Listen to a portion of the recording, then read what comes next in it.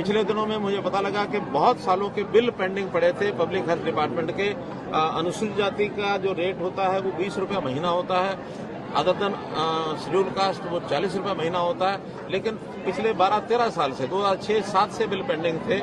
उस समय टंकियां बांट दी गई थी, किसी को बिल मांगा नहीं गया, बाद में भी लगातार चलता रहा। और अब डिपार्टमेंट ने उसके इंटरेस्ट और उसकी पेनल्टी लगा करके एक एक कंज्यूमर पर 15,000 से 25,000, 30,000, 40,000 रुपये बिल निकाल दिया था।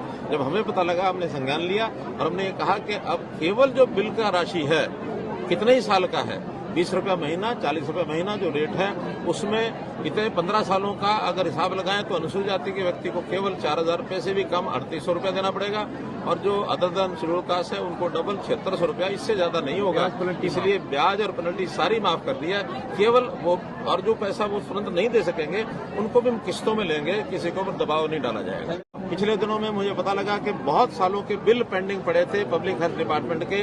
अनुसूचित जाति का जो रेट होता है वो 20 रुपये महीना होता है, अदर देन शेड्यूल कास्ट वो 40 रुपये महीना होता है। लेकिन पिछले 12-13 साल से 2006-7 से बिल पेंडिंग थे। उस समय टंकियां बांट दी गई थी, किसी को बिल मांगा नहीं गया, बाद में भी लगातार चलता रहा। और अब डिपार्टमेंट ने उसके इंटरेस्ट और उसकी पेनल्टी लगा करके एक एक कंज्यूमर पर 15,000 से 25,000, 30,000, 40,000 रुपये बिल निकाल दिया था। जब हमें पता लगा हमने संज्ञान लिया और हमने ये कहा कि अब केवल जो बिल का राशि है कितने ही साल का है, 20 रुपये महीना, 40 रुपये महीना जो रेट है, उसमें इतने 15 सालों का अगर हिसाब लगाएं तो अनुसूचित जाति के व्यक्ति को केवल 4,000 रुपये से भी कम 3,800 रुपये देना पड़ेगा। और जो अदर देन शेड्यूल कास्ट है उनको डबल 7,600 रुपया, इससे ज्यादा नहीं होगा। इसलिए ब्याज और पेनल्टी सारी माफ कर दिया है। केवल वो और जो पैसा वो तुरंत नहीं दे सकेंगे उनको भी हम किस्तों में लेंगे, किसी को भी दबाव नहीं डाला जाएगा।